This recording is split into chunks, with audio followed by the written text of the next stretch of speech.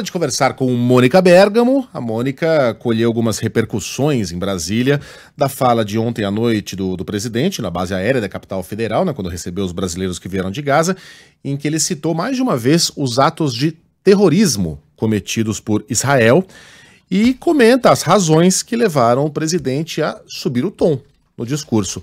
E aí, Mônica, como é que estão essas repercussões? Conta pra gente, bom dia. Oi, Megali, Sheila, Carla, bom dia a todos. O presidente decidiu subir o tom, né, contra Israel e definiu o que o país está fazendo na faixa de Gaza como terrorismo, o Megali, depois do desembarque dos últimos brasileiros que estavam na região do conflito. Eu conversei com o ministro hoje cedo, que me disse o seguinte: o Lula pensa isso desde o início do contra-ataque de Israel ao Hamas. Ele usava palavras fortes, já vinha usando palavras fortes para definir o conflito, né, como massacre, genocídio, mas ele se preocupava também com o efeito que as palavras teriam nas negociações para a repatriação dos brasileiros que estavam ainda em Gaza. Então, depois que os brasileiros saíram de lá, saíram tanto de Israel, chegaram todos logo no começo do conflito, mais de 1.400 que estavam em Israel, a maioria dos brasileiros que quis voltar estavam em Israel, chegaram, né? Depois chegaram os da Cisjordânia, enfim, os de Gaza ontem, o último voo dessa etapa aí, dessa operação de volta para casa, e ele se sentiu mais à vontade para dizer, segundo esse ministro, para dizer o que ele pensa, para usar as palavras que ele entende serem as que melhor definem os atos de Israel no conflito. Ele tem recebido, segundo esse ministro, relatórios diários sobre morte de crianças, sobre as condições em que as pessoas estão vivendo em Gaza. A presença dos brasileiros lá intensificou isso, né, Megali? Porque eles mandavam, faziam vídeos, falavam que estavam sem água, que estavam sem comida, que a casa deles foi bombardeada, que estavam sem casa, estavam sem ter para onde ir, a única esperança era vir para o Brasil.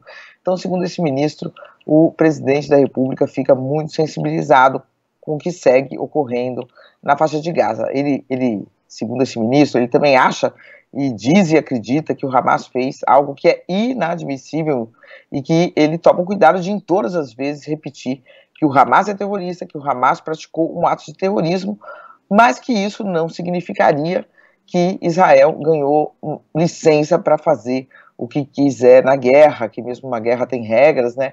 Segundo esse ministro, o pensamento do governo é o de que existe Estado moderno justamente para isso, para que os responsáveis por crimes como os integrantes do Hamas sejam identificados, punidos, julgados, mesmo em uma guerra, por mais difícil que isso seja, por mais demorado que isso seja, mas que o crime deles não pode resultar em uma punição coletiva para todos os palestinos que estão em Gaza. Então essa é aí o Lula subindo o tom depois da chegada dos brasileiros, né?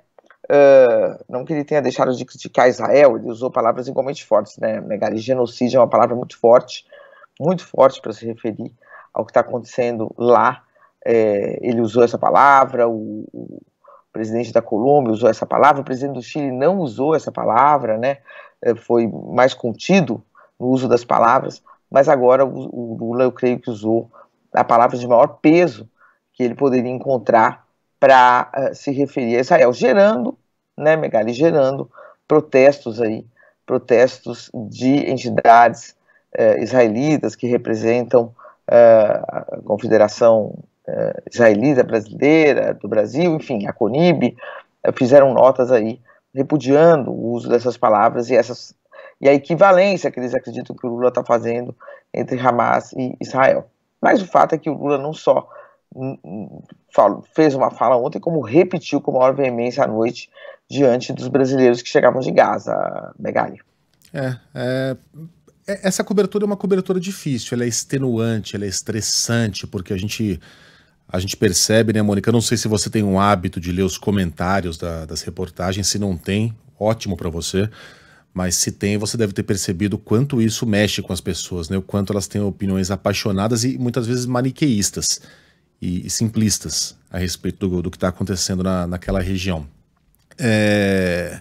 Nós temos algumas premissas, né? E eu sempre digo quais são. O ataque foi terrorista, Hamas é um grupo terrorista, Israel tem o direito de se defender. Eu vou além, eu digo que tem o dever civilizatório de se defender do que aconteceu, mas a defesa precisa respeitar as leis internacionais e os tratados assinados pelo próprio Estado de Israel. Ah, mas como é que faz? Bom, eu não sei como é que faz. Eu não sou chefe das forças de defesa, não sou chefe do serviço secreto, não tenho essa expertise. Se alguém tem, são eles, né? Para você combater um grupo terrorista com o mínimo de baixas civis, né? O mínimo de baixas civis. Não quer dizer que elas não vão existir. Infelizmente, em guerra, é o que acontece. E a gente precisa partir de algumas premissas, né, Mônica? Algumas premissas civilizatórias mesmo. O que é um ato terrorista? Né? A gente pode chamar o que Israel está cometendo de terrorismo de Estado? Bom, segundo as leis internacionais, sim. Os corredores humanitários não foram abertos, as pessoas são feitas prisioneiras, civis, são feitos prisioneiros dentro de Gaza, eles vão liberando a saída de alguns estrangeiros, veja que para os brasileiros demorou mais de uma semana, mas não permitem, por exemplo, a saída de crianças e mulheres palestinas. Então, tudo isso configura crime de guerra. Portanto, crimes de guerra a gente pode, com alguma segurança, chamar sim de terrorismo de Estado. E podemos afirmar que Israel está respondendo ao terrorismo com atos terroristas de Estado. Isso não é ser anti-Israel, isso não é ser anti-sionista, isso não é anti-nada. É você chamar as coisas pelos nomes que elas têm. E nós somos, sim, mais rigorosos com Israel do que nós somos com o Hamas. Porque o Hamas é um grupo terrorista. Não adianta eu fazer um discurso indignado aqui. Como é que o Hamas se atreve? São criminosos. São!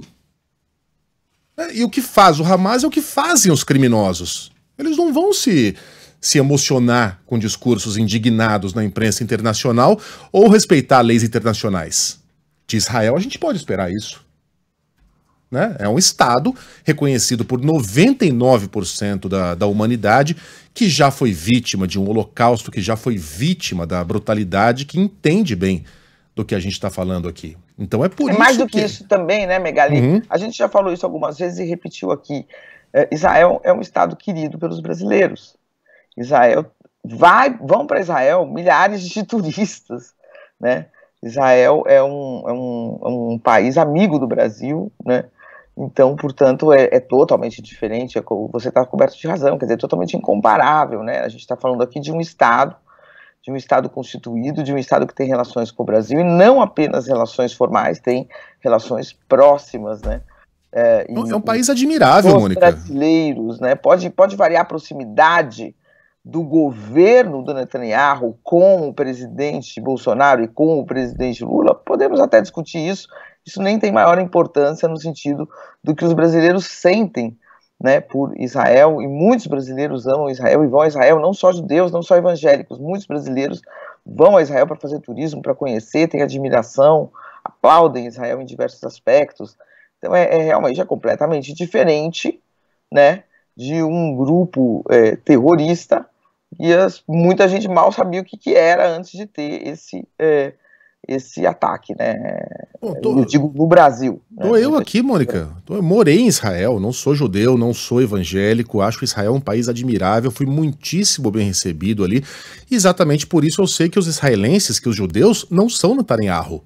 Assim como algumas pessoas precisam colocar na sua cabeça que os palestinos, que o Hassan Rabi, que a Shahed, não são o Hamas. Né? A gente está falando de coisas diferentes, então não esperem encontrar aqui na Band News FM, não, acho que eu posso dizer, em horário nenhum, opiniões como os judeus têm de ser varridos do mapa, o Estado Israel é um Estado genocida e nazista, não é. Assim como ninguém vai dizer que a faixa de Gaza tem que ser transformada numa grande cratera e aquela gente tem que toda morrer porque são apoiadores de terroristas, não são. Não esperem esse tipo de opinião aqui. Se é isso que vocês estão buscando, estão perdendo seu tempo, mandando mensagens mal criadas, porque algumas premissas civilizatórias vão continuar valendo aqui. É isso. Mônica, um beijo pra você, até amanhã. Até amanhã.